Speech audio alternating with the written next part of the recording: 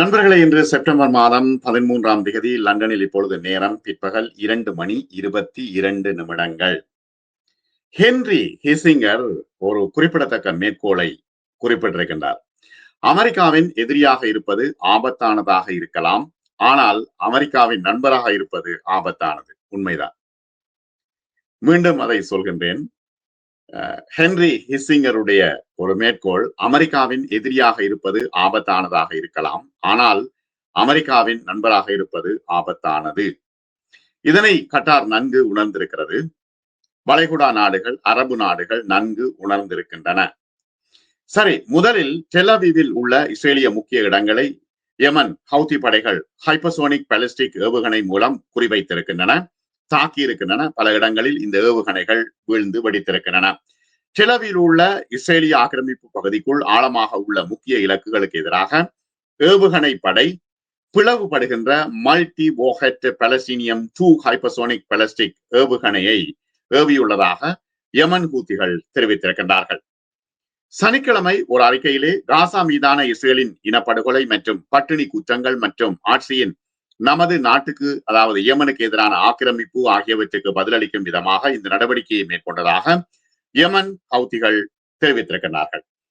இந்த நடவடிக்கை அதன் நோக்கங்களை வெற்றிகரமாக அடைந்தது என்று அவர்கள் குறிப்பிட்டிருக்கிறார்கள். மில்லியன் கணக்கான யூதர்கள் முகாம்களுக்கு தப்பியோட வழிவகுத்தது என்றும் ஹவுதிகள் குறிப்பிட்டிருக்கின்றார்கள்.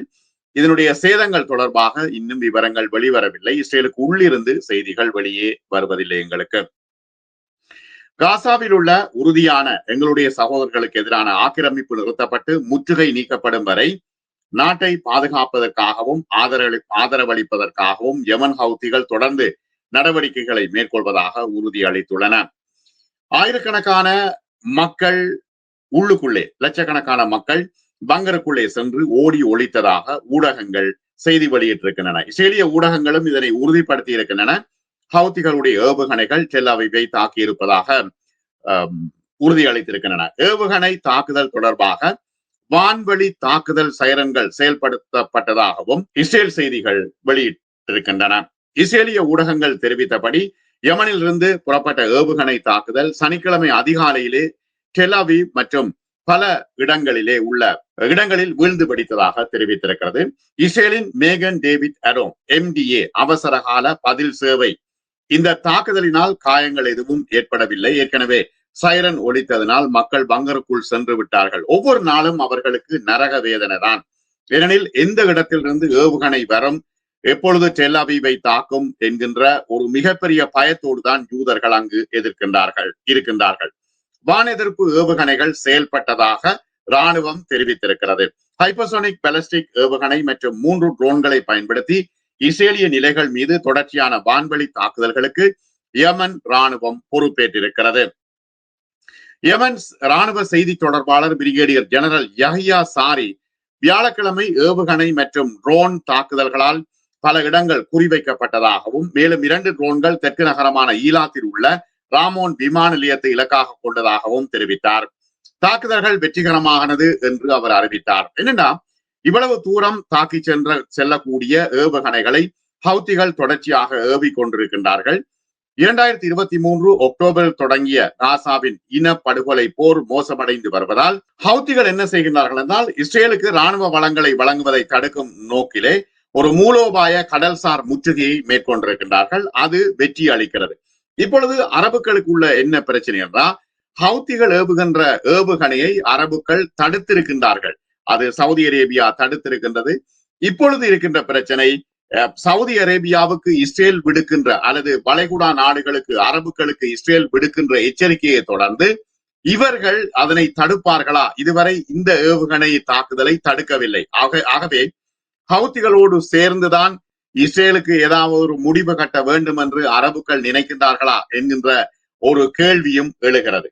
தொடர்ச்சியாக இஸ்ரேல் ஆக்கிரமித்துள்ள காசாவில் உள்ள பாலஸ்தீனர்களுக்கு தங்கள் ஆதரவை வெளிப்படுத்தும் வகையில் இஸ்ரேல் ஆக்கிரமித்துள்ள பகுதிகள் அமைந்துள்ள முக்கிய இலக்குகள் மீது ஹவுதிகள் பல ஏவுகணை மற்றும் ட்ரோன் தாக்குதலை தொடர்ச்சியாக நடத்தி கொண்டிருக்கின்றார்கள்.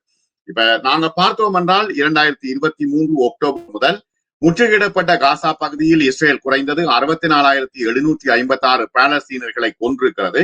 பெரும்பாலும் பெண்கள் மற்றும் குழந்தைகளாக இருக்கின்றார்கள். ஆகவே இதற்கு மீண்டும் பதிலடி கொடுக்க வேண்டும் என்று யமன் தொடர்ச்சியாக யோசித்து வருகிறது.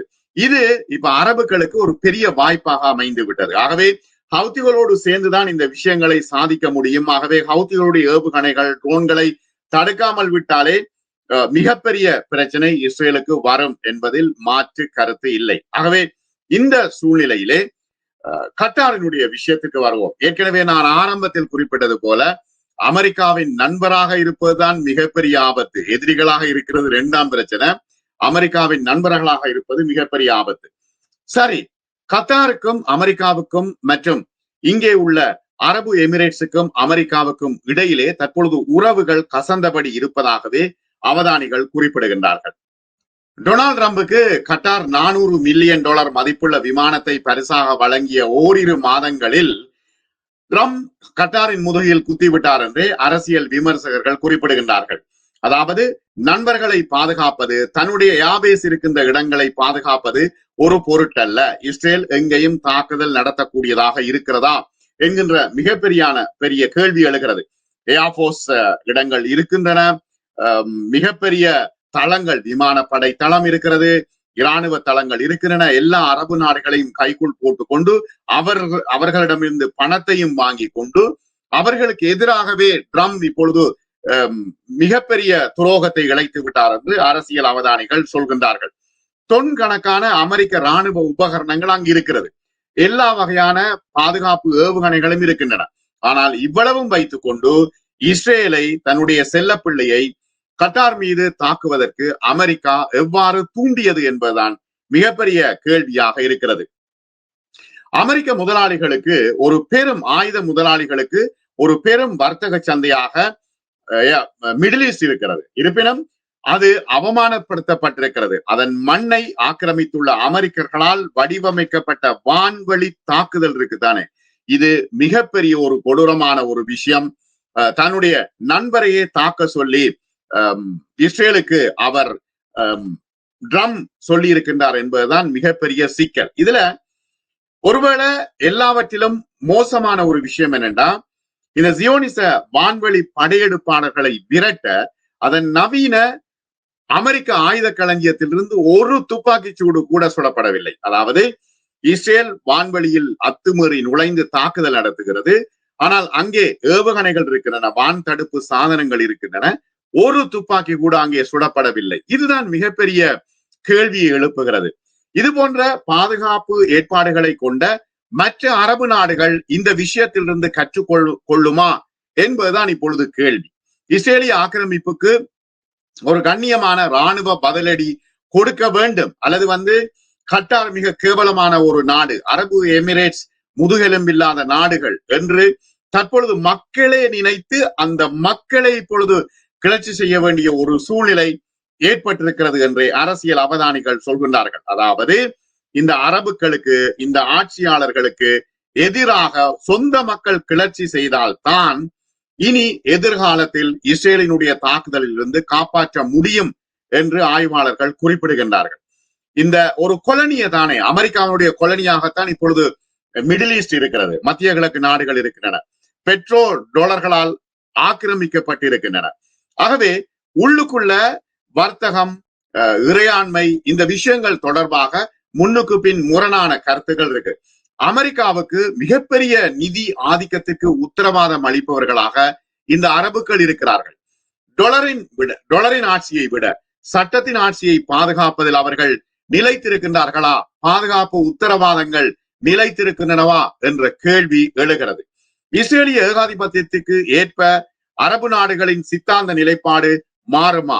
அதாவது காசா போர் நிறுத்த பேச்சுவார்த்தைகளுக்கு மத்தியஸ்தம் செய்து வருகின்ற அமெரிக்காவின் பிராந்திய நட்பு நாடு மீது நடத்தப்பட்ட முன்னோடி இல்லாத ஒரு தாக்குதல், இஸ்ரேலியர்கள் தங்கள் பிராந்திய மேலாதிக்கத்தை திணிக்க புதிய நிலைகளுக்கு முன்னேற தயாராக இருப்பதைத்தான் இது காட்டுகிறது. ஆகவே அமெரிக்காவினுடைய நடுநிலை எல்லாம் பொய். ஆகவே போக போக போக இது மிகப்பெரிய சிக்கலை ஏற்படுத்த போகிறது, உள்ளூரில் கிளர்ச்சிகளை ஏற்படுத்த போகிறது. தோஹாவுக்கு இஸ்ரேலிய போர் விமானங்கள் வந்த பாதை ஏற்கனவே நான் குறிப்பிட்டிருக்கின்றேன்.